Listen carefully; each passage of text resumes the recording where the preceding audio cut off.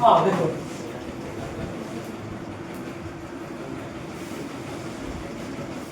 अच्छा कल सुनिए एक बच्चा बोल रहा था योग रूप संख्या लिखा हुआ, ठीक है, ये किसी प्रकार का कोई संख्या नहीं है, ये कोई संख्या नहीं है। इसके जगह पे हम कल बता ही दिए थे भाई, इसके जगह पे यौगिक संख्या होगा। क्या होगा?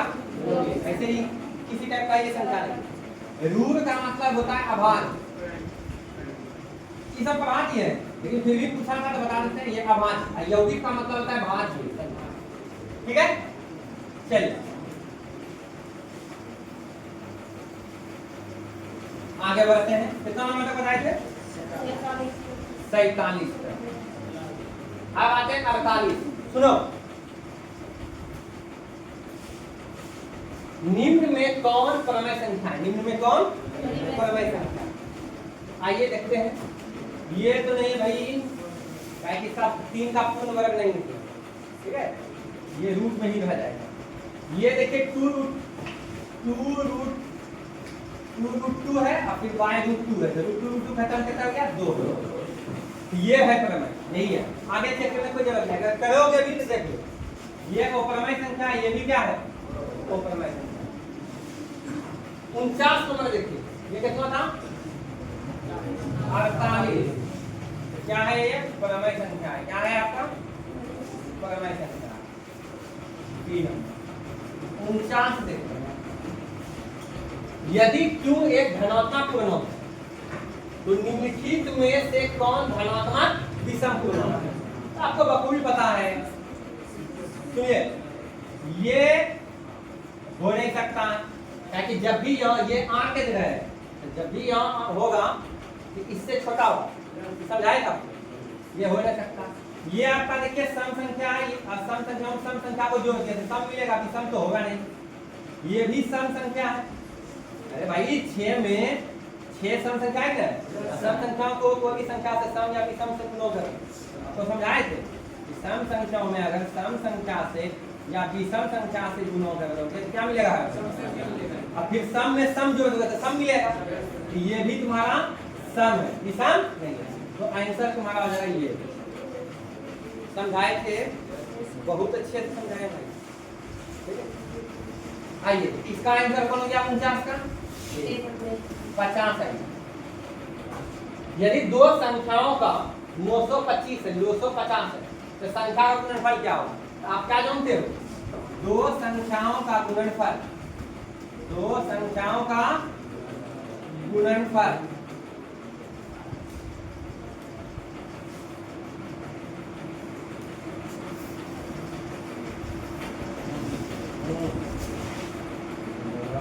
ये भी खींचा पूरा खींचा है। दो संख्याओं का गुणनफल किसके इक्वल होगा भाई? उनके मोसो और लोसो के गुणनफल, हाँ या ना? ठीक है, दो संख्या है उसका गुणनफल, ठीक है, किसके बराबर होगा? वही दोनों संख्या का मोसो, मोसो मतलब महत्तम समांतर और लघुत्तम समांतर, ठीक है, उसके गुणनफल के बराबर लघुत्तम समांतर, ठीक है। आइए, तो दो संख्याओं का गुणनफल पूछ रहा है तुमसे, तो क्या होता है? मोसो गुणो लोसो। तो मोसो कितना है भाई आपका? मोसो कौन गया है भाई? 25। अब गुणो लोसो कितना है? 50। 25 पंचे 700, 1 सुनो में ढाल देंगे 1250। आंसर आपका होगा ए नंबर। आंसर विल बी ए। अब आइए, यदि q एक धनात्मक पूर्णांक है तो निम्नलिखित में से कौन धनात्मक सम पूर्णांक है? अभी पूछ दिया सम, ठीक है, विषम नहीं, क्या पूछा है? सम। तो देखिए 2q + 1 है तो 2q तो सम है और 1 बची है विषम, और सम में अगर विषम को जोड़ते हैं तो विषम बनता है, तो ये तो हुआ नहीं। 2q सम है और 3 विषम है, तो सम में विषम को जोड़ेंगे तो क्या बनता है? विषम, तो ये भी नहीं होगा। 2q सम है और 5 बची है विषम है, तो सम में विषम को जोड़ देंगे तो विषम बनता है, ये भी नहीं है, तो कौन होगा?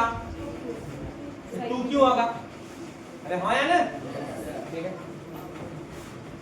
आइए आगे बढ़, आगे बढ़े।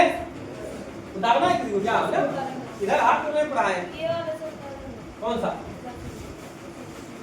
उधर, चलिए स्टार्ट। यूक्लिड विभाजन प्रमेय का आपको हम बताए, ठीक है। यूक्लिड विभाजन प्रमेय में आपको हम बताए थे कि a बराबर बी क्यू प्लस क्या होगा r, a और b क्या है, दो संख्या, ठीक है। जिसमें से तुम जब b से a में भाग लगाते हो, b से a में क्या करते हो भाग लगाते हो, तो शेषफल r आता है, भागफल q आता है, समझाए। जिसमें से तुमको बताए थे कि r जो है वो 0 होगा या 0 से ज्यादा होगा और b से कम होगा, इसी से हम समझाए थे ना। और तुमको ये बात नहीं बोले थे कि एग्जाम में अगर ये लिखा हुआ रहेगा या हुआ रहेगा तो ये तुमको ऑप्शन में मिलेगा, ठीक है। इस चीज को ध्यान में रखना ऐसे। लेकिन देखते हैं कौन सा क्वेश्चन है, कहता है a का मान क्या होगा, तो अच्छा a का मान पूछ रहा है, इसका मान पूछ रहा है a का, a का मान पूछ रहा है, ठीक है। इसके बारे में चर्चा नहीं करने बोला है, ठीक है। सिर्फ इस पे बैठा करके a का मान निकालना है। b का मान दिया हुआ है, कितना दिया हुआ है भाई, कितना था सर है, ठीक है। b का मान 43 और b क्यू मतलब b गुना q, q का मान 31 और जो r का मान कितना 32। अरे वही है भाग जो है, भाजा गुना भागफल जो शेषफल। आइए गुना करते हैं, 43 गुना 31 करते हैं, 43 गुना 31, 3 का 3 4 का 4, 3 दिया 9 4 दिया 12, ठीक है। 3 9 4 13 2 1 3 1 1333 और इसमें जोड़ना है 32 को, 3 2 5 3 3 6 3 1, कितना हो गया 1365। आंसर हो जाएगा आपका 13 नंबर होगा। कोई दिक्कत, सुनो। एक अशून्य क्रम है, एक क्या बोला है अशून्य, यानी शून्य को छोड़, शून्य भी क्या है परमेय संख्या, शून्य क्या है जीरो परमेय संख्या होता है भाई। आपको जब हम स्टार्टिंग में पढ़ाए संख्या पद्धति स्टार्ट किए, प्राकृतिक संख्या, पूर्ण संख्या, पूर्णांक संख्या, परमेय संख्या, तो उसमें परमेय संख्या में उदाहरण दिए थे कि जीरो कौन सी है परमेय संख्या, यानी सभी पूर्णांक संख्या क्या होगा परमेय संख्या होगा, ठीक है। तो देखिए तो इसमें परमेय संख्या कैसा लिया है, शून्य को छोड़ के, और शून्य यहाँ लिख दिया, अशून्य का मतलब हो गया शून्य को छोड़, तो परमेय संख्या लिया और वो परमेय संख्या कहता है उसका गुणनफल क्या होगा। तो आपको हम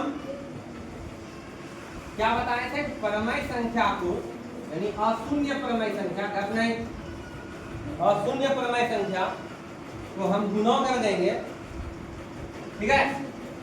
आप परमेय संख्या के साथ 53 नंबर अशून्य परमेय संख्या को, अशून्य परमेय संख्या को गुना करेंगे तो परमेय संख्या का यानी शून्य को छोड़ के परमेय संख्या, जैसे मान लो 5 ले ली, ठीक है, या 5/3 ले लेंगे, कोई दिक्कत नहीं, ये भी प्रमेय है। और वो प्रमेय ले लेते हैं रूट से, इसको बताइए क्या आता है 5 रूट, यानी वो प्रमेय आ गया, क्या आ गया वो प्रमेय। आप ये सब बता दीजिए, ठीक है। वो प्रमेय तो बताइए कहाँ है भैया वो प्रमेय, हमेशा प्रमेय है, ये हमेशा प्रमेय। कौन नंबर होगा आंसर, बी नंबर। अब आ जाता है निम्नलिखित में कौन सा युग्म सहअभाज्य, सहअभाज्य किसको बोलेंगे कि वे दो संख्या, ठीक है, वे दो संख्या जिसका HCF यानी मोसो, इसका HCF यानी मोसो एक हो, कितना हो एक, या वो दोनों संख्याओं में एक को छोड़कर कोई गुणनखंड न हो, ठीक है, दोनों बात समझाए थे, लेकिन बहुत लोग नहीं समझ पाया कि क्या बोले। ठीक है, तो ऐसे तो समझ गया था उसमें जिसमें हम पढ़ा रहे थे कि कोई दो संख्या है और दोनों का HCF निकालेंगे तो एक आ जाए, कितना आ जाए, एक आ जाए, तो वो दोनों संख्या क्या कहलाएगा, सहअभाज्य कहलाएगा। क्या कहलाएगा, सहअभाज्य कहलाएगा। हाँ या नो, ठीक। निम्नलिखित में कौन सा युग्म सहअभाज्य है? 34 और 35 का HCF निकालोगे, देखो तीनों कुछ कॉमन आएगा, क्या कॉमन आएगा, एक को छोड़ के कुछ भी कॉमन आ गया, इसका मतलब सहअभाज्य नहीं है। ठीक है, अगर एक को छोड़ के गुणनखंड कुछ नहीं आता है तब वो सहअभाज्य। तो 14 और 35 में कुछ कॉमन आएगा, बिल्कुल आएगा, 7 आएगा, यानी ये सहअभाज्य नहीं है, यह सहअभाज्य नहीं है। 18 और 25 ऐसा कोई पारा है, पारा से भी कर सकते हो। 18 और 25 कौन सा पारा आता है, नहीं है ना यही है सर, यही है वो जिसके बारे में लोग पूछ रहा है। क्या पूछ रहा है, सहअभाज्य, क्या पूछ रहा है। अच्छा आगे देख लेते हैं। 13 52 साफे दिख रहा है, 13 चौके 52, ये नहीं होगा। 21 84, 21 चौके 84, ये भी नहीं होगा। तब कौन हो गया भैया, बी नंबर, 54 का बी। कहीं कोई तकलीफ, ठीक। अब आते हैं, समझ में रहा है सब, धीरे धीरे स्मरण होते जा रहा होगा, ठीक, अच्छा भी लग रहा होगा। प्रत्येक प्रमेय संख्या होती है प्राकृतिक संख्या न बाबा, पूर्ण संख्या न, पूर्णांक संख्या न, वास्तविक संख्या हो। सभी प्राकृतिक संख्या प्रमेय हो सकता है, लेकिन सभी प्रमेय संख्या प्राकृतिक नहीं हो सकता। सभी पूर्ण संख्या प्रमेय संख्या हो सकता है, सभी प्रमेय संख्या और प्रमेय संख्या को क्या है, पूर्णांक, सभी पूर्णांक संख्या प्रमेय संख्या हो सकता है। ठीक है, लेकिन उल्टा करके बोलेंगे तो हाँ भाई, वास्तविक संख्या हम परिभाषा में नहीं पता है हमको कि वास्तविक संख्या किसको बोलते हैं। प्रमेय संख्या और अप्रमेय संख्या के समुच्चय को कौन बोलते हैं, मतलब सेट। ठीक है, वास्तविक संख्या बोलते हैं, यानी वास्तविक संख्या में प्रमेय भी आ गया और अप्रमेय आ गया। इसका मतलब जितनों भी प्रमेय संख्या है सब क्या होगा, वास्तविक संख्या। कौन सा हो गया भैया, बताइए बताइए, डी नंबर। अब आइए 22/7 प्रमेय संख्या है, 5 अप्रमेय संख्या, याद रखना 5 अप्रमेय संख्या, 22/7 क्या है, ठीक है। देखो देखो सब पढ़ाया हुआ ही था। ध्यान एक वाले बहुपद कहलाता है, ध्यान एक वाला बहुपद कहलाता है। तो क्या बोलते हैं, ये घातीय बहुपद या रैखिक बहुपद। ऑप्शन देख लो भैया, क्या है, रैखिक बहुपद हो गया। ऐसा नहीं ना कि अपने बोल रहे अपने समझ रहे या पर नहीं किए थे, तो आए भाई। हाँ भाई, त्रिघात बहुपद का व्यापक रूप, जनरल, ठीक है, फॉर्म।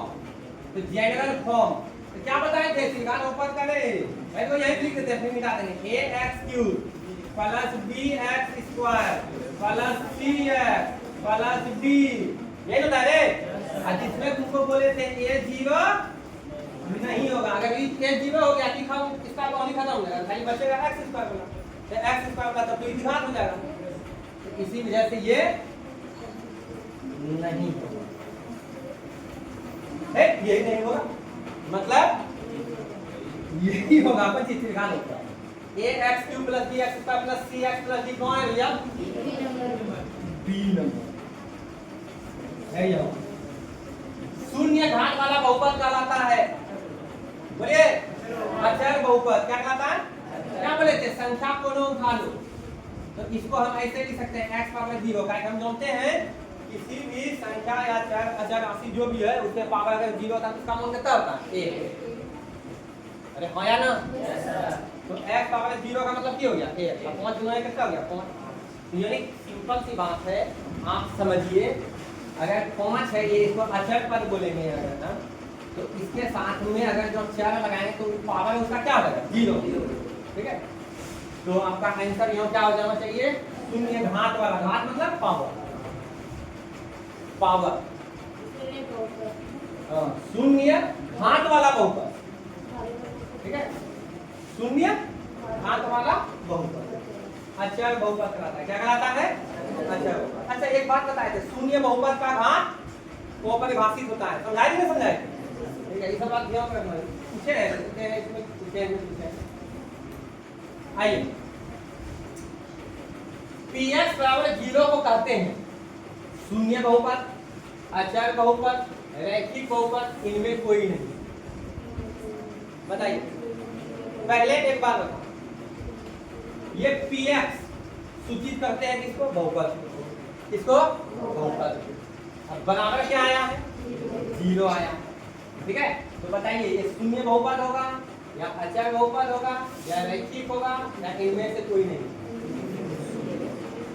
सोच के बताओ।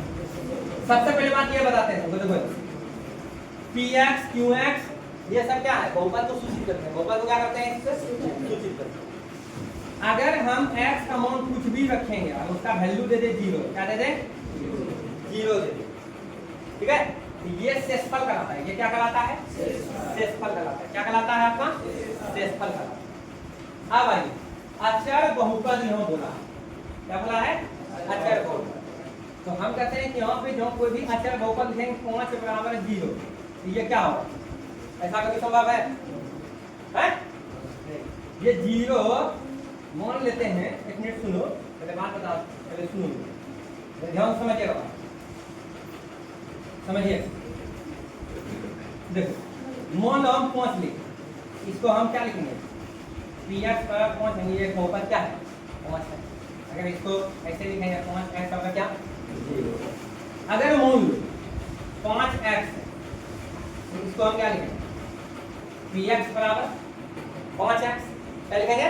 5x, यानी ये x में है, यानी रैखिक बहुपद। अगर यहाँ खाली 5 लिखे तो क्या बोलते हैं? अचर बहुपद। समझो, अगर मान लो हम px बराबर ऐसे लिखते हैं x² + 3x + 2, तो इसको क्या बोलते हैं? विभाजक। अब तुम ही बताओ कि px बराबर ऐसे 0 लिख दो तो शून्य बहुपद नहीं?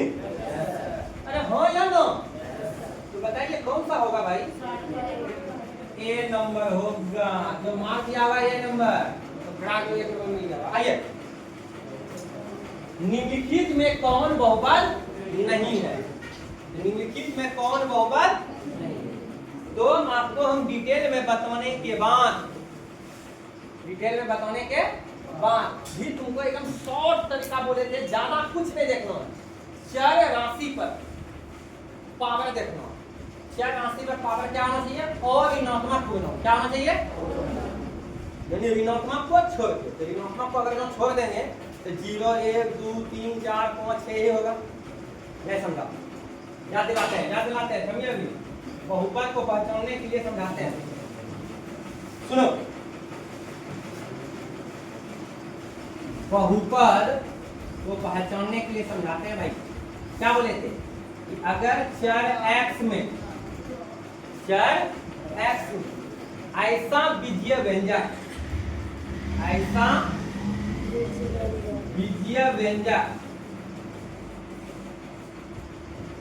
चर x में ऐसा बीजीय व्यंजक जिसके चर x का घात और ऋणात्मक पूर्णांक, समझना एकदम ध्यान से, और ऋणात्मक पूर्णांक हो, ठीक है, बहुपद कहलाता है। क्या कहलाता है भाई? बहुपद कहलाता है। ठीक है, ऐसे बताए थे। फिर आपको सांकेतिक रूप में बताए थे a x power n plus, ऐसे लिखाए थे a0 plus a1 x plus a2 x square plus a3 x power 3, है ना? प्लस फिर डॉट डॉट मांगे थे, फिर प्लस an x पावर क्या लिखे थे? n, ऐसे करके लिखे। खैर अभी उतना डिटेल में जाएंगे, चिंता मत करो। जो नहीं पढ़ा एब्सेंट किया फिर से पढ़ाएंगे, चलते रहेगा सागर। हाँ, ये बात भाषा समझ में आया? बताते हैं, छोटा छोटा करके बताते हैं। सुनिए, पहले ये देखिए कोई ऋणात्मक पूर्णांक क्या होगा? क्या होने लगता है? और ऋणात्मक पूर्णांक क्या होता है? सुनिए, और ऋणात्मक पूर्णांक क्या बोले भाई हम आपको? और ऋणात्मक जानते हो, इसी को बोलते हैं पूर्ण संख्या। जानते हो, ऋणात्मक को छोड़ के, ऋणात्मक को छोड़ के, यानी 0 1 2 3 4 5 6 7 8। समझ में आया? अब आइए घात। घात में क्या हुआ? पावर। x ये चर राशि है, यूनिट सिंपल सी बात है। अगर x पर यानी चर x में हो या चर y में हो, चर t में हो, चर राशि का पावर देखना है। चर राशि का क्या देखना है हमको? पावर देखना है। अब उसका पावर अगर 0 हो या 1 हो या 2 हो या 3 हो या 4 हो, इसी तरह चलते जाए भाई। यानी पूर्णांक कैसा पूर्णांक हो? वो ऋणात्मक पूर्णांक। कैसा होना चाहिए? मतलब ऋणात्मक को छोड़कर अर्थात पूर्ण संख्या होना चाहिए, मतलब 0 1 2 3 4, तो हम कहेंगे बहुपद है। ठीक है। अगर इसके अलावा कुछ भी रहा, जैसे देखो x पावर 1/2, ये बहुपद नहीं हो सकता, कारण पूर्णांक नहीं है, ये प्रमेय है। ठीक है। जबकि बहुपद का परिभाषा कहता है बहुपद मतलब यह हो जब वो पावर यानी चर राशि को पावर कौन हो जाए? 0 1 2 3 4 5 यानी पूर्ण संख्या। ठीक है। ये बहुपद नहीं है, ताकि इसमें पावर क्या है? 1/2, मतलब प्रमेय संख्या, पूर्णांक और ऋणात्मक पूर्णांक नहीं है। ठीक है। जैसे मान लो x पावर -1 दे, ये बहुपद नहीं है, x पावर में क्या है? ऋणात्मक है। जबकि हमको बोला और ऋणात्मक पूर्णांक, यानी ऋणात्मक को छोड़ के, ये भी बहुपद नहीं, ये भी नहीं है। अब जैसे मान लो ऐसे दे दे √f, ये भी बहुपद नहीं है। क्या आपको हम बताए थे कि इसका मतलब यहाँ पे कुछ नहीं तो 2 छिपा हुआ है, इसका मतलब बता x पावर कितना? 1/2। ऐसे बताए थे कि इसका मतलब हो गया x पावर 1/3। समझे? ऐसे करके बताए थे। इसका मतलब क्या? x power 1/4। समझ में आया? ठीक है। बताइए ये बहुपद है? नहीं है। क्या है? ताकि इसको जब हम लिखेंगे, ठीक है, तो ये हो जाएगा x पावर कितना? -2। ठीक है। और पावर में क्या आ गया? -2 आ गया। ठीक है। जिसकी वजह से बहुपद नहीं। तो 2 4 को हम पूछ लेते हैं आप लोगों से, तब फिर जाएंगे क्वेश्चन में। देखिए रिवीजन भी होगा आप लोग का। बताइएगा ये बहुपद है क्या? ये बहुपद नहीं है। क्यों नहीं है भैया? इसको ओरिजिनल फॉर्म में हम लिखेंगे x + x पावर -1। यानी कहने का मतलब पावर में क्या दिख गया? इसी कारण यह बहुपद नहीं है। यह बहुपद नहीं। अच्छा,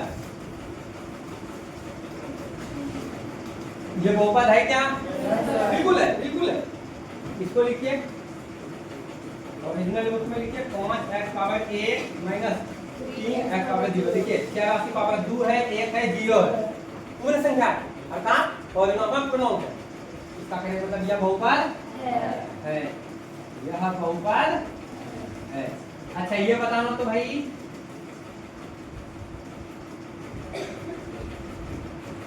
ये बहुपद है? नहीं है, बिल्कुल नहीं है। काहे? x पावर कितना हो गया? 1/2 - 3। तो इस बहुपद का दूसरा पद का चर का घात यानी पावर और ऋणात्मक पूर्णांक नहीं है। क्या है? प्रमेय। जबकि होना क्या चाहिए था? वो ऋणात्मक पूर्णांक नहीं है, तो इसका मतलब बहुपद नहीं है। ये बहुपद नहीं, यह बहुपद नहीं। अब आइए चौथा, और पूछ लेते हैं आपसे हम। जौन रहा है वो चुप रहना, थोड़ा डायरेक्ट बोल सकते हो, कोई दिक्कत नहीं। बोलिए ये बहुपद है? बहुपद है? अरे किसी किसी के मन में आ रहा होगा, देखिए सर यहाँ रूट में है, आप यहाँ रूट वाला था तो यहाँ बोले बहुपद नहीं है, यहाँ रूट में है तो बोलते हैं बहुपद है। क्या बात है कि नहीं? तो सुनो, हमने बोला था चर राशि, ये चर राशि है क्या? चर है ना? तो चर राशि का भाग देखना है, पावर देखना है। तो x पावर यहाँ कितना है? 3। यहाँ x पावर कितना है? 2। यहाँ x पावर कितना है? 1। यहाँ x पावर कुछ है कितना है? 2। तो 3 2 1 0 आ रहा है चर राशि पे। बोलो बोलो समझ में आया? इसका मतलब 3 2 1 0 है। इसका कहने का मतलब बहुपद है। ठीक, अब बताना, लास्ट पूछेंगे तब फिर चलेंगे क्वेश्चन पे भाई।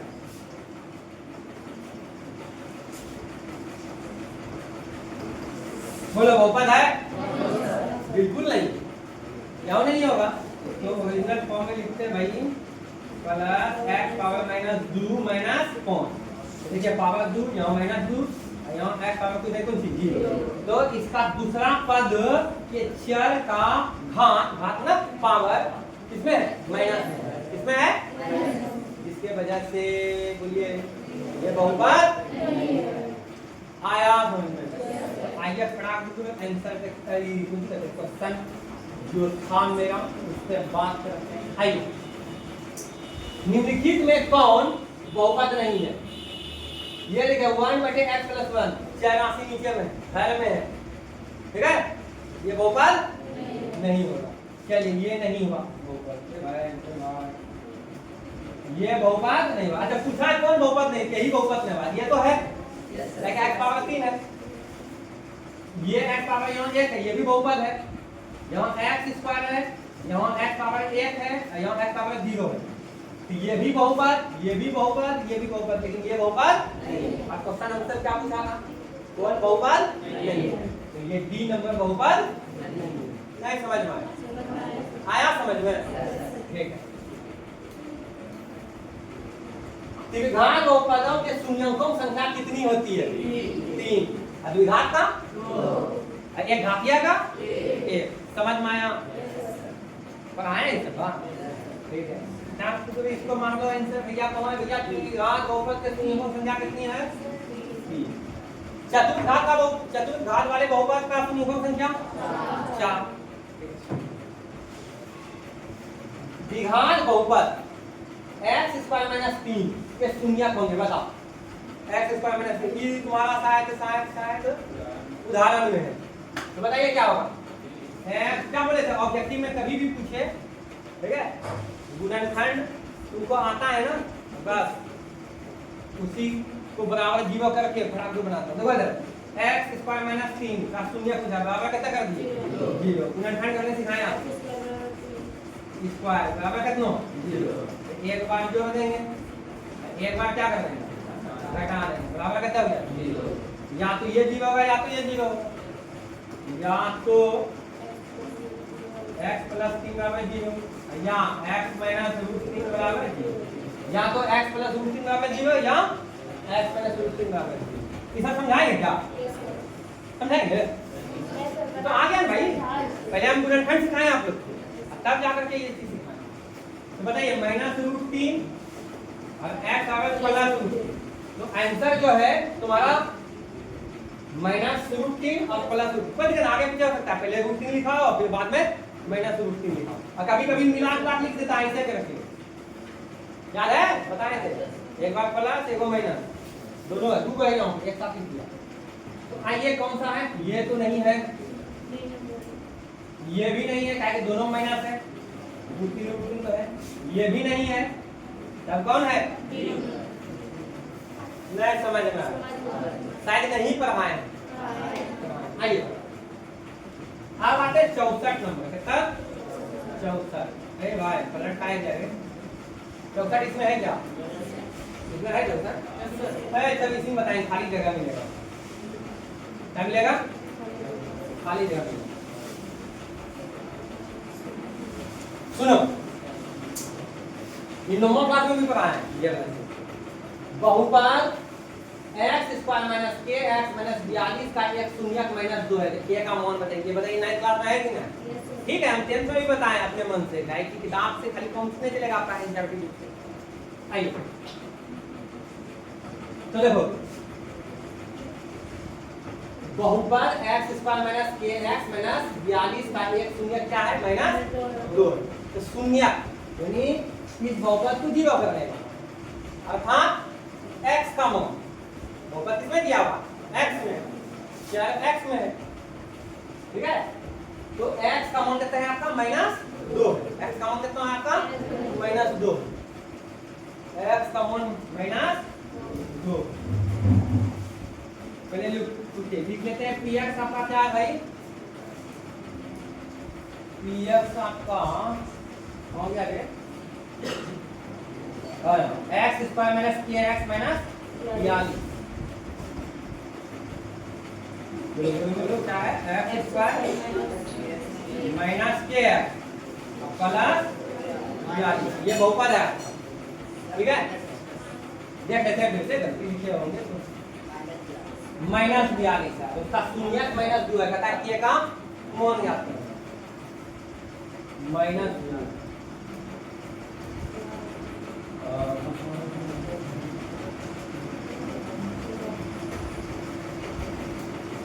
ठीक है, तो एक शून्य दिया हुआ है माइनस, कहता है के का मान बताइए, बताइए तो बताएगा कितना होगा, कितना होगा, सुनो सुनिए, ये शून्य है, क्या नाम बोला शून्य, यानी इस बहुपद को जीरो कर देंगे, इस बहुपद को क्या कर देने वाला जीरो कर देने वाला। तो आपको 9th क्लास में बताए थे कि इसको क्या कर देंगे, x का मान यहाँ माइनस 2 रख देंगे, यहाँ पे ये पूरा को क्या बना देगा जीरो, यानी ये जीरो के इक्वल हो जाएगा, ठीक है। अब रख दीजिए जहां जहां x वहां वहां माइनस 2, ठीक है, माइनस 2 का स्क्वायर। जिसको ये समझना है डिटेल में, हम इधर हाथ फिलहाल में है ना 9th क्लास में पढ़ाए हैं, ठीक है, शेषफल प्रमेय, गुणनखंड प्रमेय दूसरा चैप्टर, ठीक है, उसका देखते हैं वीडियो अपलोड किया है देख लेना, और नहीं तो कुछ दिन इंतजार करो, ठीक है, रिपीट करेंगे तब फिर आइए देखिए एक्स स्क्वायर माइनस 2 का होल स्क्वायर माइनस के गुणो एक्स के जगह माइनस 2 माइनस 42 बराबर क्या होगा, कौन सा बराबर क्या होगा जीरो। अब बस इसको सॉल्व कर दो, क्या मान आ जाएगा। आइए सॉल्व करते हैं, स्क्वायर प्लस माइनस खत्म, तो 2 का स्क्वायर कितना हो गया 4 माइनस माइनस प्लस 2 के, अब फिर माइनस 42 बराबर क्या हो गया कोई दिक्कत, तो 2 के माइनस 42 प्लस 4 तो कितना है बोलिए माइनस कितना 38, ठीक है, 38 में 4 में 42 ठीक है बराबर 0। तो 2 के इक्वल टू कितना हो गया 38, 2 से काटो 19 बार में कटे, तो के का मान कितना हो गया भाई 19, के का मान आपका हो गया 19। कौन सा आंसर होगा, कौन सा आंसर होगा, लगा दीजिए आंसर नीचे कर रहे हैं, और 19 ना आया, आंसर हो जाएगा आपका ए नंबर, कौन सा हो जाएगा ए नंबर, ठीक है। अब आते हैं 65 बहुपद x है, पूछा था क्लास में को पूछा था, ठीक है, बहुपद x साइड फंक्शन पूछा है तो पूछे है बहुपद x square plus ax minus b के शून्य एक दूसरे के क्या है व्युत्क्रम, तब b का मान क्या होगा, तब b का मान क्या होगा, आइए देखते हैं सवाल। आइए x square minus 3x plus कौन सा सवाल लिखा है 65 नंबर उठाना है ना, x square plus ax minus b, ये है तुम्हारा बहुपद, इसका शून्य एक दूसरे का क्या है व्युत्क्रम है, तो मान लेते हैं इसका शून्य है अल्फा और बीटा, घात का 2 शून्य, एक मान लेते हैं अल्फा एक बीटा। क्वेश्चन क्या कर रहा है एक दूसरे का व्युत्क्रम, व्युत्क्रम मतलब उल्टा, ठीक है, जैसे कुछ जगह 2 का व्युत्क्रम क्या होगा 1/2, 3/2 का व्युत्क्रम क्या होगा 2/3, ठीक है, समझे बात को। इसका परिभाषा हम 8वीं क्लास में हाल में पढ़ा है कि वो दो संख्या का गुणनफल अगर एक हो जाए तो वो एक दूसरे का व्युत्क्रम कराता है, अर्थात गुणात्मक प्रतिलोम कराता है, ठीक है, ये यानी मल्टीप्लिकेटिव इनवर्स करते हैं या रेसिप्रोकल बोलते हैं, ये सब तो है, तब ना बोलते हैं 8वीं क्लास का बच्चा को भेजो ये छोटा छोटा बात किसी सिखाते चले जाए, ठीक है। हाँ ये सुनिए एक दूसरे का क्या है व्युत्क्रम, तो बताइए अल्फा बराबर क्या हो जाएगा 1/बीटा, एक दूसरे का क्या है व्युत्क्रम।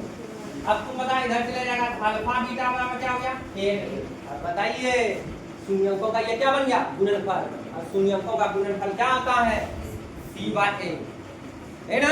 अचर पद बटा x स्क्वायर का गुणों पर आए ना भाई, तो बताइए अचर पद कौन है भाई -b आया ना, बटे x स्क्वायर गुणों, x स्क्वायर गुणों क्या है भाई a बराबर के, तुम ही बता इसको सॉल्व करेंगे तो b बराबर कितना हो जाएगा -a, आंसर कौन होगा, आंसर हो जाएगा कौन सा बताइए -1, बी नंबर आंसर होगा। चलो 66 नंबर देखिए, कौन नंबर 66,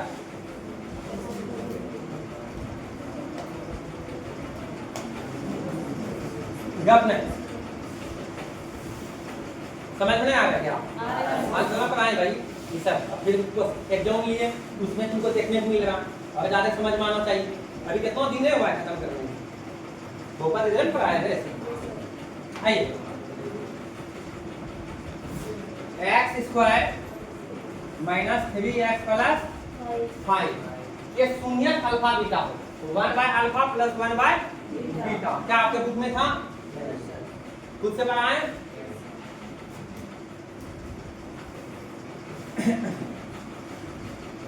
1/अल्फा प्लस 1/बीटा। अब तुमको पता है कि हम बोले थे कि इस टाइप का निकालने से पहले, ठीक है, कुछ इसको निकालने से पहले ही निकाल लो अल्फा प्लस बीटा का वैल्यू, और alpha into beta, alpha plus beta क्या था -b/a, तो -b का मान कितना है, अरे a 1 है, b -3 है, c कितना है यहाँ -3, ये क्या है ये कितना हो गया +3, और अल्फा बीटा c/a, तो c का मान कितना है 5, a का मान a, तो कितना आ गया 5, और इसको सॉल्व करो हो जाएगा beta plus alpha into alpha beta, आया ना, तो अल्फा प्लस बीटा बोले या बीटा प्लस अल्फा बोले, कितना मान निकाल के रखे हैं 3, और अल्फा बीटा मान कितना निकाल के रखे हैं 5, पर आए थे लगभग 7-8 क्वेश्चन बनवाए हैं। आइए कौन सा आंसर होगा, कौन सा ये नंबर आया था, देख लेते हैं तो 3/5, 3/5, अब आ जाए ये वाला, ये देखो एकदम बच्चा वाला क्वेश्चन पूछा है, एक चरता रैखिक समीकरण दे दिया है, ठीक है, 0 + 3x क्या है आपका, क्या नंबर है ये, जो छूट गया 60, अच्छा जी, तो तुमसे मौखिक हो जाएगा, y² - 6y + 8 का घात बताइए, तो बहुपद का घात, ठीक है, बहुपद का घात क्या होता है, उसके चर का सबसे उच्चतम घात, तो चर y है, सबसे हाईएस्ट पावर में रखना 2 हो गया। आइए ये बात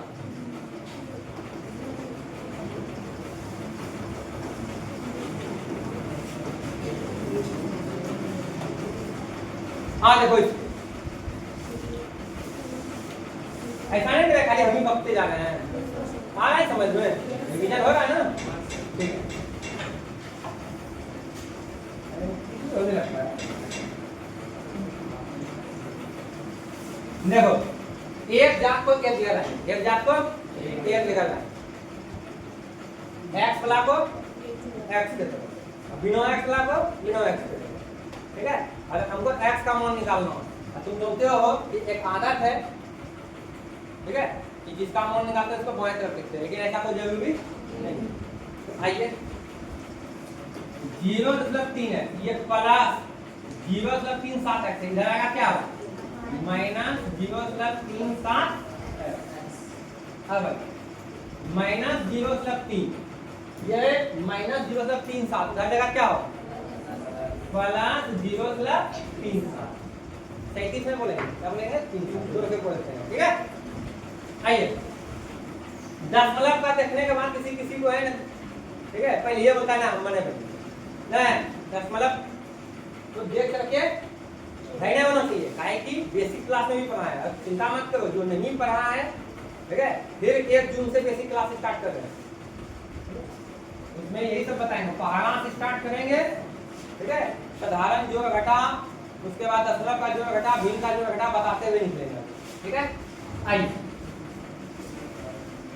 देखो 0.3 है, इसको क्या लिख सकते हैं 0.30, अरे हो या ना, ठीक है। ये देखिए क्या है 0.37, 0.37, ये समझो दशमलव के बाद 2 अंक है, और यहाँ भी देखिए दशमलव के बाद 2 अंक है कि नहीं। ये इसको दशमलव का अगर भूल जाती है 30 हो जाता है, ये कितना हो जाता है 27, ये बड़ा हो गया, ये इससे छोटा है। 0.3 साथ में 0.3 जीरो को घटाएं तो 7 हो गया, 0 हो गया, 0, ठीक है। तो तुम बताओ बड़ा में से छोटा कौन घटाएगा भाई, तो माइनस लगेगा, ये क्या हो गया -0.07 है, कोई दिक्कत। तो यही चीज तो यहाँ है, लेकिन अलग अलग चीजों पे घटाएंगे, लेकिन यहाँ देखो क्या किया 0.3 साथ में घटेगा ये, तो ये नहीं इधर प्लस में आएगा, इधर क्या जाएगा प्लस 0.07। अब आइए आपको अरे ये सब सिखाए, सोचो ना 8वां का चीज है, फिर भी हम जब चालू किए पर आना बहुपद तो पहले ये सब छोटा छोटा बात समझाए था क्लास में रोक दिए। गुना है, ये गुना बदलेगा क्या होगा भाग, तो x बराबर 0.07 बटे -0.07, ठीक है।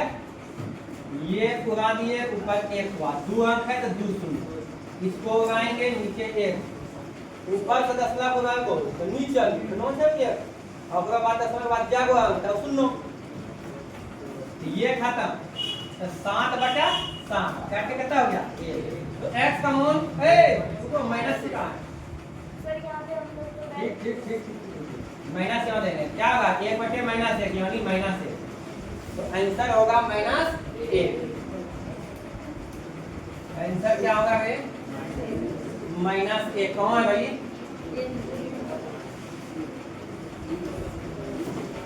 ठीक है।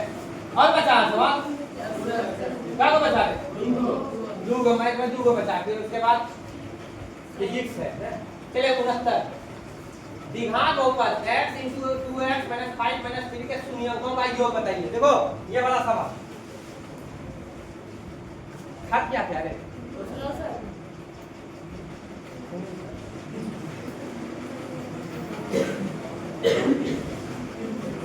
अगर थक गया तो थोड़ा रेस्ट दे देंगे, चला देखो अच्छा 70 को बुलाइए लेते, तब फिर चलेगा फिजिक्स में। हाँ फिजिक्स का बिना आइडिया खत्म कर देंगे, x × 2x - 5 - 3, ठीक है। इसका क्या निकालने वाला है शून्यंकों का योग, शून्यक मान लो अल्फा प्लस बीटा, ये निकालना है, ठीक है। हाँ देखो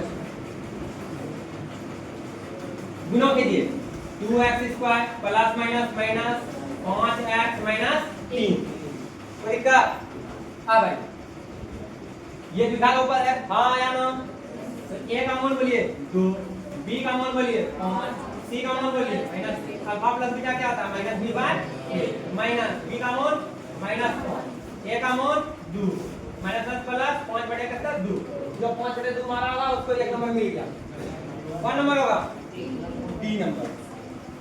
8x², देखो ध्यान दो 8x² + bx + c, ठीक है।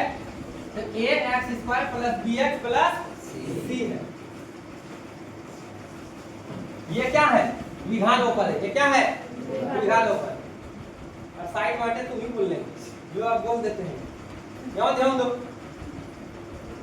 8x² + bx + c, 8 ≠ = 0, तुम बताइए किसका रूप है द्विघात बहुपद, इसका है द्विघात बहुपद। द्विघात बहुपद का आलेख, आलेख मतलब ग्राफ क्या बताए थे ऊपर वाला आकार का होगा, या तो अपवर्ड या तो डाउनवर्ड। अपवर्ड कब बोले थे जब a पॉजिटिव हो, डाउनवर्ड कब बोले थे जब a नेगेटिव हो, मतलब x पर के आगे माइनस में हो तो डाउनवर्ड हो। तो ये कौन सा परवलय होगा। क्या होगा इसका आंसर? B number. पढ़ाए थे? नहीं पढ़ा है? ठीक है, चलिए आपको उतारना है इसमें, कोई सा भी क्वेश्चन नहीं, ठीक है, जिसको उतारना है थोड़ा सा हम समय देते हैं। सुनो, अब आते हैं फिजिक्स में। ध्यान से सुनो, कहता है फोकस दूरी 20 सेंटीमीटर के, समझो, फोकस दूरी 20 सेंटीमीटर के अवतल दर्पण की वक्रता त्रिज्या होगी। ठीक है, आप जानते हो आर बराबर क्या होता है? 2 है। आर मतलब वक्रता, आर का मतलब और एफ का मतलब फोकस दूरी। और यहाँ हमको दिया हुआ है फोकस दूरी कितना? 20 और आर बराबर हम जानते हैं 2 है, तो 20 9 दूर कितना हो गया? 40। चलिए तो मौखिक हो गया, अच्छी बात है। पढ़ने से पहले जब आपने लिया उत्तल दर्पण में आवर्धन का महत्तम मान है, तो सुनिए पहले आवर्धन किसको कहते हैं समझाए थे, और उसी समय हम तुमको बताए थे किसी भी दर्पण का कुछ भी आवर्धन पूछे तुमको याद नहीं है तो तुम बना सकते हो, निकाल सकते हो। देखिए आवर्धन किसको कहते हैं, आपको हम बताए थे कि प्रतिबिंब की ऊंचाई या आकार जो भी है, किसी बुक में एनसीईआरटी आकारों लिखा हुआ है, ठीक है, तो प्रतिबिंब की ऊंचाई और वस्तु की ऊंचाई के अनुपात को क्या बोलते हैं? आवर्धन। तो सुनो, उत्तल दर्पण में तुम इस बात को जानते हो, सुनो ध्यान से, पूरी बात सुनिए, मौखिक बोलेंगे हम, ठीक है, पूरा बात सुनिए। तो तुम इस बात को जानते हो, उत्तल दर्पण हमको बार बार बोले हैं प्रतिबिंब हमेशा वस्तु से छोटा, प्रतिबिंब हमेशा वस्तु से छोटा। इसका मतलब प्रतिबिंब की ऊंचाई कम हो, प्रतिबिंब की ऊंचाई कम हो, वस्तु की ऊंचाई ज्यादा। और आवर्धन बराबर हम क्या जानते हैं? प्रतिबिंब की ऊंचाई बटा वस्तु की ऊंचाई। तो वस्तु की ऊंचाई ज्यादा है, नीचे ज्यादा है, घर में ज्यादा और अंश में कम, तो क्या बताए थे? वो 1 से कम होता है ना, बोले थे अगर ऊपर यानी अंश में कम हर से तो उसका मान कितना होगा? 1 से कम होगा। अरे भाई आपको हम 8.1 का जब 11 नंबर पर आ रहे थे, ठीक है, 10 ए का मान सदैव 1 से कम होता है, तो उसमें भी समझाया कि ये दबा, ठीक है। तो बताइए इसमें कौन सा आंसर होगा? सी नंबर, 1 से कम। 1 से कम कौन है? 1/2 है, ठीक है, तो सी नंबर हमारा बिल्कुल सही है। अब आजा, किसी वस्तु का अवतल दर्पण द्वारा बना प्रतिबिंब आभासी सीधा तथा वस्तु से बड़ा पाया गया तो वस्तु की स्थिति कहाँ होनी चाहिए? मैंने ध्यान 6 को स्थिति लिखाए और बहुत अच्छा पहले समझाए, फिर लिखाए, फिर समझाए, हाँ या ना? ठीक है, सुनो प्रश्न नंबर 13 में, किसी वस्तु का अवतल दर्पण द्वारा बना प्रतिबिंब आभासी, तो आभासी देखिए स्थिति होता है कब? जब फोकस और ध्रुव के बीच वस्तु है। बोले थे यही वाला स्थिति जो हैलोमती दर्पण के रूप में प्रयोग करते हैं मॉस सैलून में, बड़ा चेहरा बनाता है, ठीक है। तो सुनिए, किसी वस्तु का अवतल दर्पण द्वारा बना प्रतिबिंब आभासी है, यानी दर्पण के दूसरी ओर बन रहा है, ठीक है, यानी जिधर परावर्तक सतह है उधर नहीं, दूसरी तरफ बन रहा है, सीधा बन रहा है, ठीक है, यानी आभासी हो गया। आभासी मतलब काल्पनिक, ठीक है। तो हो गया भाई, किसी वस्तु का अवतल दर्पण द्वारा बना प्रतिबिंब आभासी सीधा वस्तु से बड़ा पाया गया तो वस्तु की स्थिति कौन हो जाएगी? वक्रता केंद्र से बाहर नहीं, मुख्य फोकस वक्रता केंद्र के बीच बिल्कुल नहीं। कैसे? मुख्य फोकस और वक्रता केंद्र कौन? ध्रुव और फोकस के बीच में होगा भाई, ये भी नहीं होगा, तो ये क्वेश्चन कट जाए, इधर आए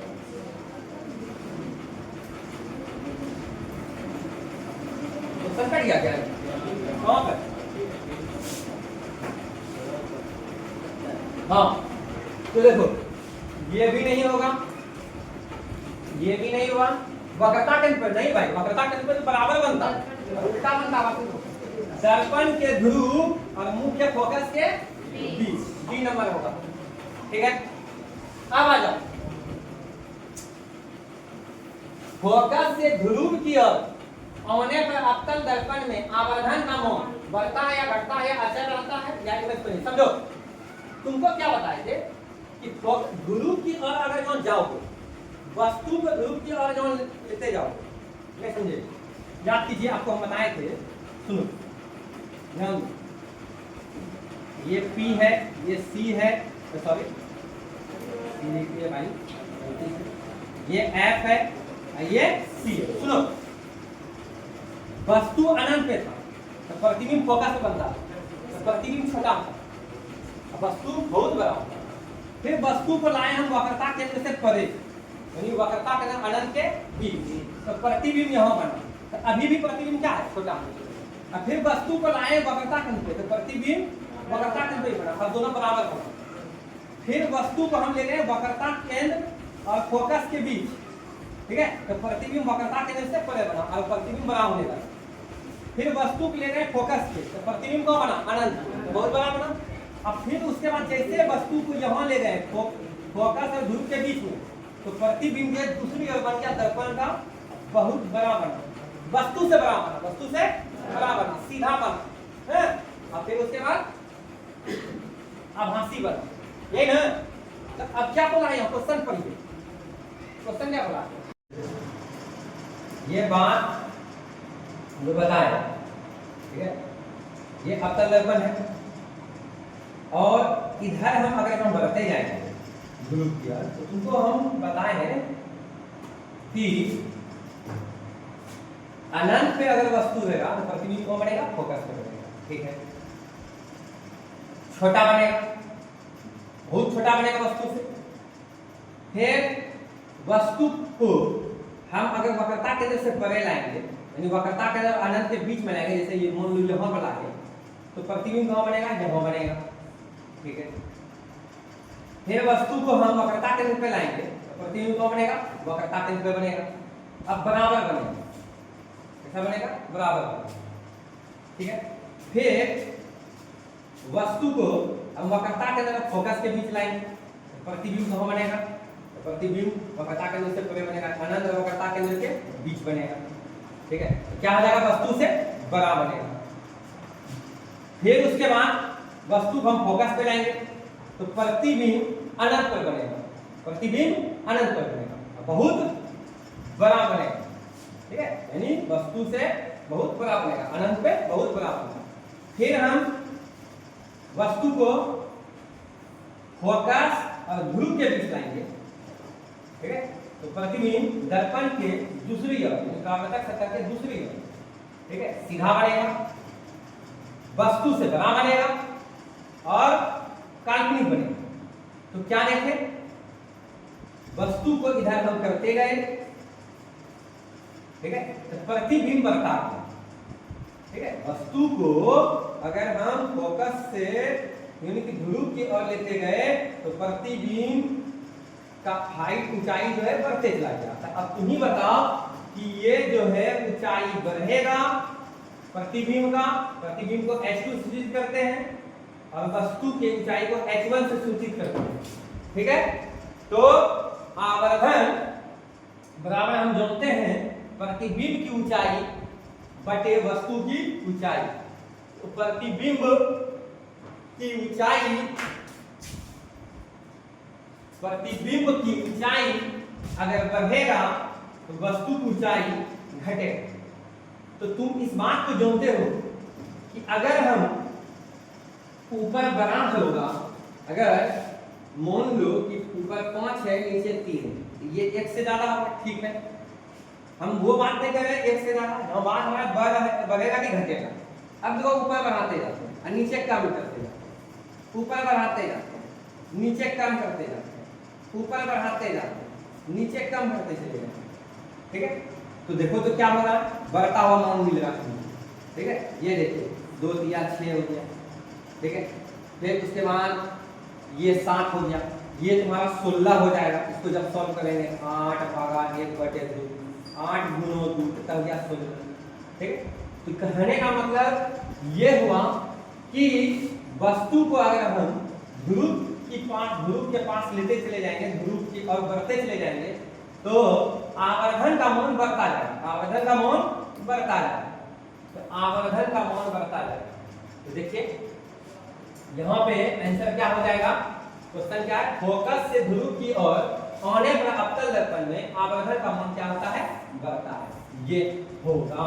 ठीक है, क्या होगा, बढ़ता है। ठीक,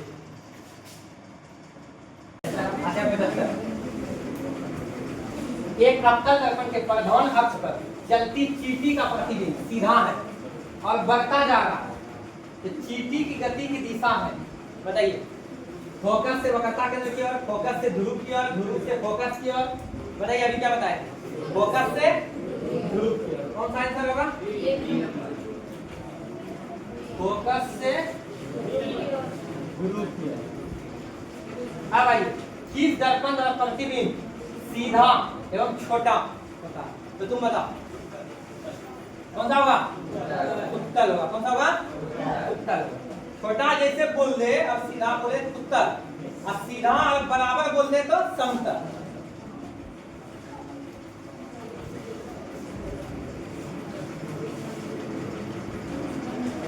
तो इसमें कौन सा आंसर हो जाएगा, बोलिए।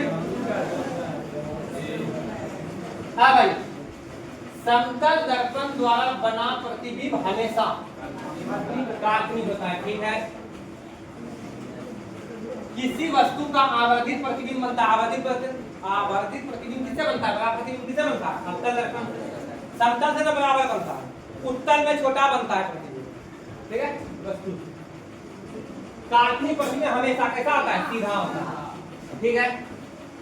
हजामत बनाने के लिए प्रयोग किया जाता है कौन सा, अवतल दर्पण। सोलर कुकर में प्रयोग किया जाता है अवतल दर्पण। अरे ये सब लिखाएगा, लिखाएंगे और क्या बोला, नहीं नहीं भाई नहीं, सुनिए, जे आदमी का क्या करोगे, चेहरा है ना, वो बैक मिरर में तो ऐसे देख लेता है, ऐसे क्या है कि नहीं लगता है। हम देखे हैं ना, विद्यार्थी आते हो वहाँ पे बाइक लगा हुआ है, तो उसका मिरर जो है ना ऐसे करके, तो उसमें एकदम छोटा दिखता है। तो यहाँ हजामती दर्पण के रूप में किसको जानते हैं, अवतल दर्पण, किसको जानते हैं, हाँ भाई। सोलर कुकर में अवतल दर्पण, और कौन सा है, खत्म हो गया। और है अब आते हैं केमिस्ट्री, किसमें, केमिस्ट्री। सुनो, केमिस्ट्री देखिए, समीकरण 2H2 + O2, देखो ध्यान से भाई, अल्लाह ने करो, देखो 2H2 + O2, 2H2O। तो तुम देखो ऑप्शन में क्या है, संयोजन अभिक्रिया, वियोजन अभिक्रिया, अवक्षेपण अभिक्रिया, उदासीनीकरण अभिक्रिया। तो सुनो, संयोजन अभिक्रिया किसको कहते हैं, जहां दो अभिकर्मक या दो से अधिक हैं एकल उत्पाद का निर्माण करता हो। यहाँ देखिए दो को मिल रहा और एक को बना रहा, इसका मतलब कौन सा अभिक्रिया है, संयोजन अभिक्रिया, ठीक है। फिर अब आइए यहाँ पे Zn + CuSO4 और ZnSO4 + Cu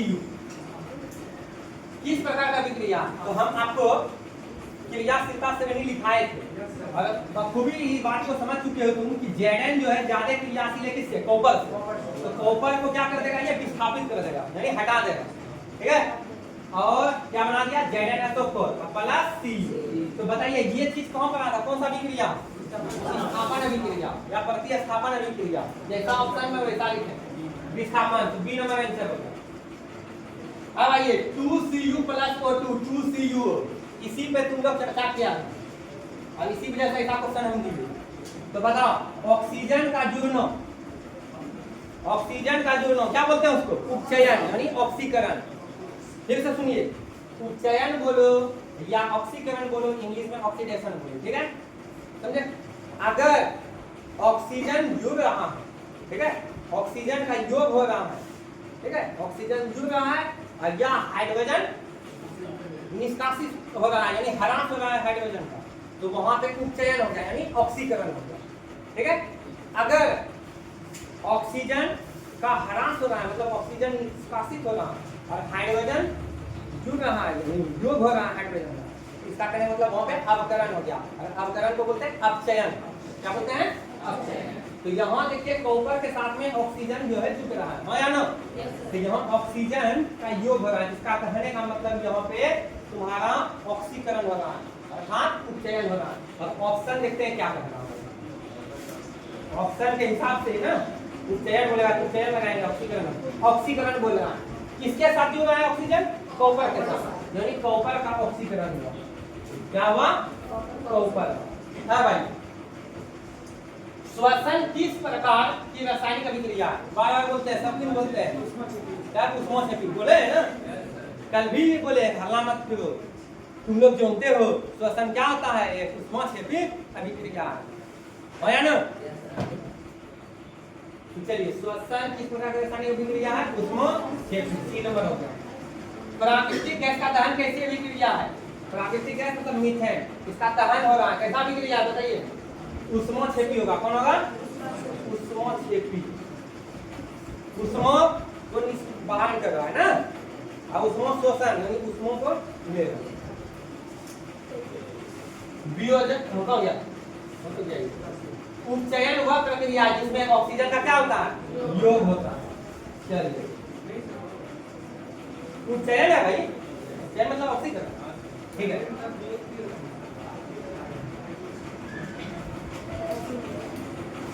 आवाज नंबर 88। तो सिल्वर क्लोराइड का रंग कैसा होता है बताए थे? सिल्वर क्लोराइड चौंधी उजला होता है, तो सफेद होगा। आंसर कौन होगा? सफेद है, सफेद से श्वेत है, ये बात। श्याम श्वेत फोटोग्राफी में प्रयुक्त होता है, ADPR, ये साफ लिखा दिया आपने, ठीक है। निम्नलिखित में कौन समीकरण संतुलित है? संतुलित करने सिखाया कि नहीं सिखाया? तो देखिए, हाइड्रोजन 2 गो, इधर एगो, ये संतुलित नहीं है। Mg एगो, यहाँ एगो, ठीक है। ऑक्सीजन 2 गो, यहाँ एगो, ये भी संतुलित नहीं है। Fe एक, यहाँ एक, क्लोरीन 2 गो, यहाँ एगो, ये भी नहीं है। Zn, हाँ ये वाला। चलिए, लोहा से जिंक को लेपित करने की क्रिया को क्या कहते हैं? गैल्वेनीकरण, गैल्वेनाइजेशन, ठीक है। ग्रहणी भाग है, अब आजा बायोलॉजी में। तो ग्रहणी भाग है किसका है? हाँ? छोटी आंत का, ठीक है। मनुष्य के शरीर की सबसे बड़ी ग्रंथि, ठीक है। आहार नाल का सबसे लंबा भाग, आहार नाल का सबसे लंबा भाग छोटी आंत, बोले ना सबसे बड़ा होता है, ठीक है। प्रकाश संश्लेषण द्वारा किसकी बात की थी? ग्लूकोज। निम्न में पादप परजीवी है, कौन है? अमरवेल। स्टार्च को तोड़ने वाला एंजाइम है, कौन? एमाइलेज। कौन तोड़ता है? एमाइलेज। पाचन क्रिया कहाँ पूरी होती है? क्या बोले थे? पाचन की क्रिया छोटी आंत में पूरा हो जाता है। फिर आइए, मनुष्य के आहार नाल की लंबाई कितनी होती है? 8 से 10 मीटर सेंटीमीटर में। और इस तरह 100 क्वेश्चन आपका कंप्लीट हो गया, यानी कल आपको रिजल्ट मिल जाएगा इसका। 87 नंबर क्वेश्चन फिर से है भाई, अल्लाह ने उपचयन वह प्रक्रिया है जिसमें ऑक्सीजन का योग, हाइड्रोजन का वियोग, योग मतलब क्या? इलेक्ट्रॉन का क्या कहता है? तो क्या हो जाएगा? ऑक्सीजन हो, हाँ हाँ हाँ, हम आगे नहीं पढ़ेंगे, खाली ऑक्सीजन का योग पढ़ेंगे। जबकि हम उपचयन में क्या जानते हैं? ऑक्सीजन का भी योग होता है, ठीक है। हाइड्रोजन का वियोग होता है, ठीक है। और इलेक्ट्रॉन का त्याग, क्या? सभी। अच्छा, ये वाला बात आपको नहीं बताए थे, ये वाला बात, तो क्या आंसर हो जाएगा? चलिए,